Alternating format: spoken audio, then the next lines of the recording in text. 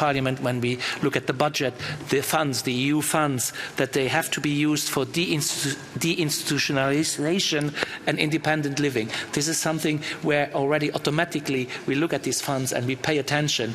And if you see that funds are misused, tell us and let us know. This is very important to us. Next speaker on the list is Tamara Byrne. She's already been introduced, so Tamara, the floor is yours. My name is Tamara and I am a self-advocate from Ireland. I am really happy the European Disability Forum asked me to speak today. Thanks to Inclusion Ireland and Inclusion Europe for supporting and helping me anytime I needed it. I have faced a lot of barriers as a person with an intellectual disability, and my rights are often ignored. I say I am lucky in my life. It should not be about luck.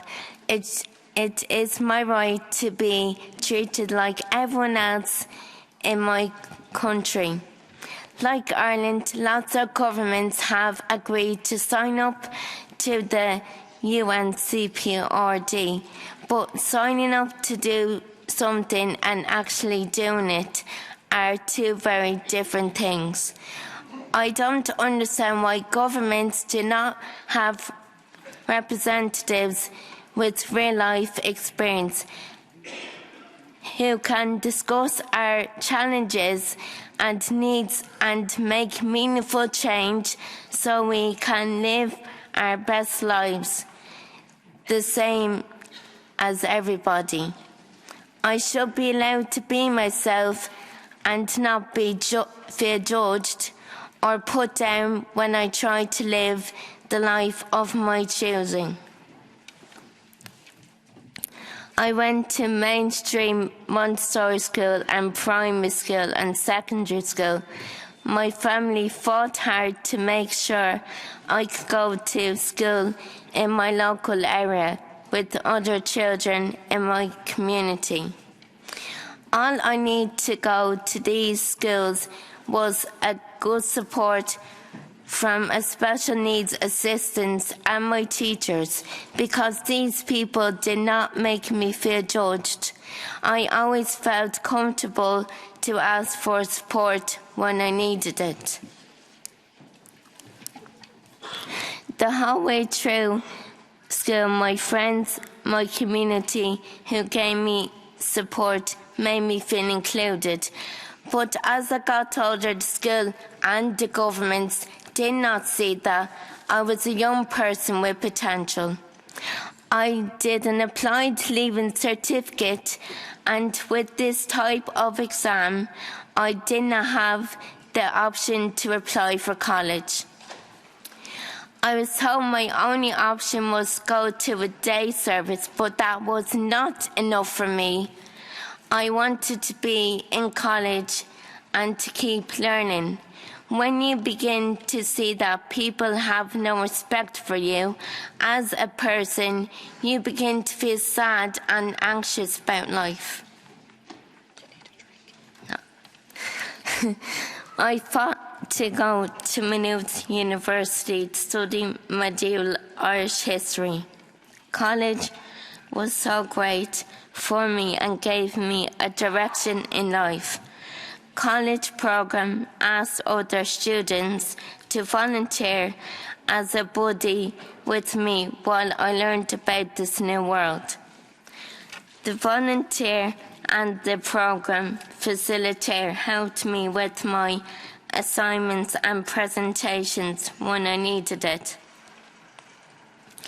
I had one-to-one meetings with my lecturers so I could find out before lectures what I needed to prepare. Having an individual plan with the supports that I needed, like being given extra time to do these things, changed my life and helped me see I can do anything if the world got rid of the barriers. I often thought I was lucky for achievements in life, being allowed to graduate from school and college but have a right to education, work hard for these things. I don't think people realise how our society is set up can take away my choice on so many things, like where I want to work, what kind of a job I want, where I want to live, and who I want to live with. It is really important to me to have my opinion heard, because I deserve enough respect to have people listen to me.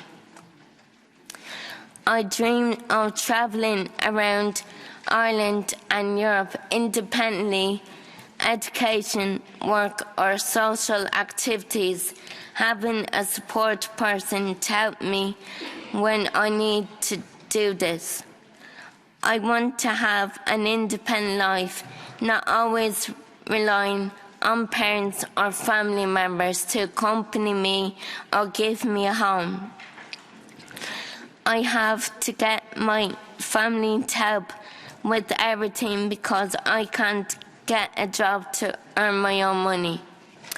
I deserve to be treated as an adult, not as a child, forever. My parents can't provide for me for the rest of my life.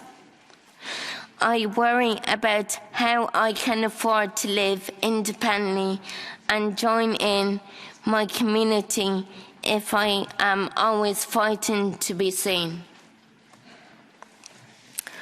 I have produced and presented radio shows, lead by example, giving time and making it accessible by using plain language and smaller words. I did not get paid for this work, as I volunteered my time so I could build my experience and show that young people with an intellectual disability can work in media. If governments and local authorities employed more people with disabilities, then policies and communities planning would be written by people with lived experience. We will not be ignored by society. As figureheads and spokespeople, politicians need to be leaders of meaningful change.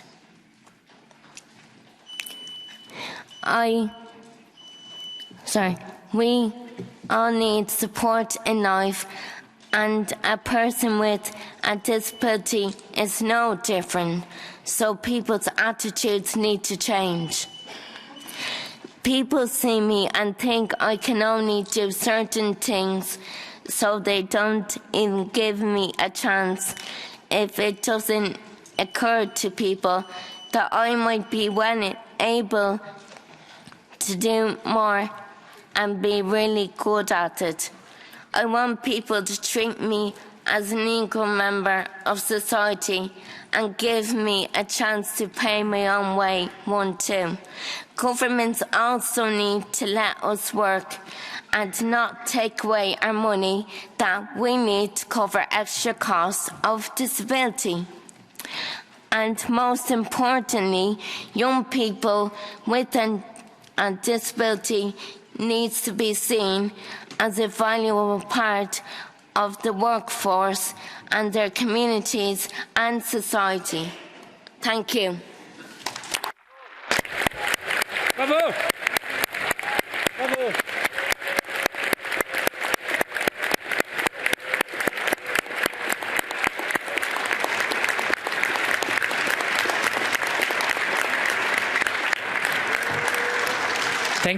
Thank you so much, Tamara, for your wonderful words. You talked to us about your dreams. Some of them you realized. You dreamed to go to college. You were strong. You made it. You're dreaming of an independent life, and I have no doubt that you will realize that dream too, and we will help you as European legislators to make that possible. And thank you for being such a wonderful role model. We are all very, very much impressed. You mentioned one thing which I think was important, is that you say that we need more government representatives